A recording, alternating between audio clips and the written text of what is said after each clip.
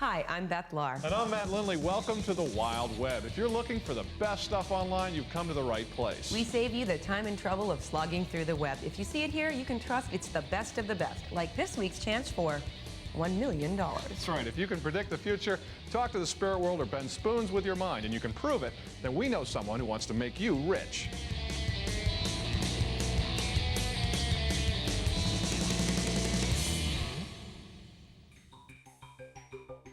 $1 million. You want it?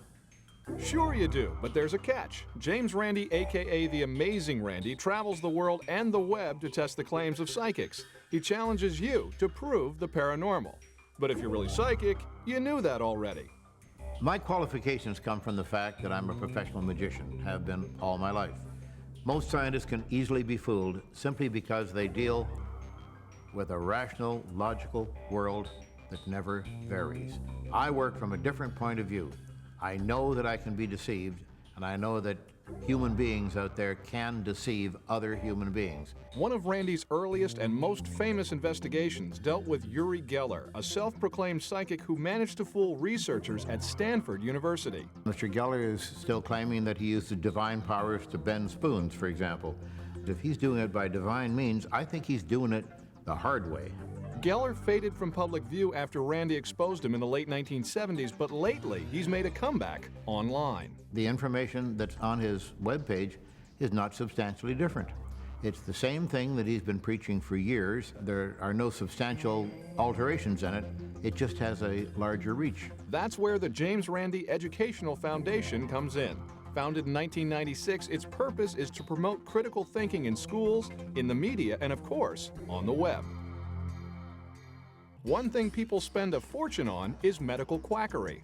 Oh, with the stimulators. Remember this thing that Lee Merriweather and other intellectual giants were selling this thing on TV all over the world. And this one, snap, snap, snap, all over the body, was supposed to relieve pain. Bob McCoy runs the Museum of Questionable Medical Devices, and the stuff he has is just incredible. And the interesting thing is that there's not very much new in quackery. Most of it has been around for centuries. And via the internet, of course, it's much easier to sell because the audience is so much more accessible. And medical magnets are very big right now. This is very old quackery. It's been around since the early 1800s.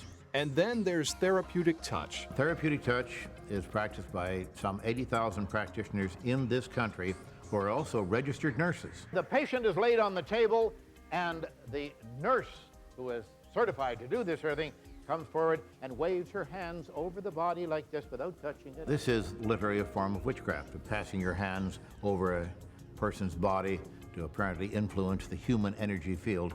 But does it really work? Well, if it does, Randi is willing to pay them big money.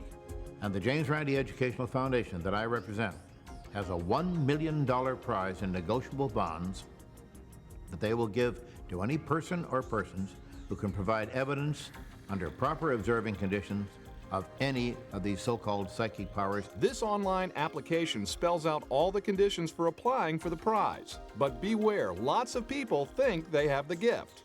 Some of the claims are just so strange. Tarot readers, fortune tellers. There's a man sitting there.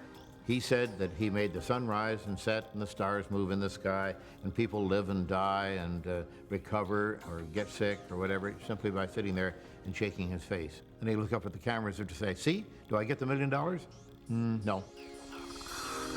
Many people have tried to win the money, but not as many as you might think. So if psychic powers are for real, what's going on here? Why aren't these people knocking on this studio door at this very moment, begging to win the $1 million? You'd think they'd all be competing for it. They're not. They're remarkably silent. The possibility is that they can't do what they say they can do. But for all his skepticism, the scientific method requires that Randi keep an open mind. I don't accept the term debunker because debunker would mean that I go into an investigation with the attitude, this is not so, and I'm going to prove it to be not so. I know two things with a great deal of expertise. One is how people can be fooled, and second, and more importantly, how they fool themselves. You can find out more about the James Randi Educational Foundation at our website, wildweb.com.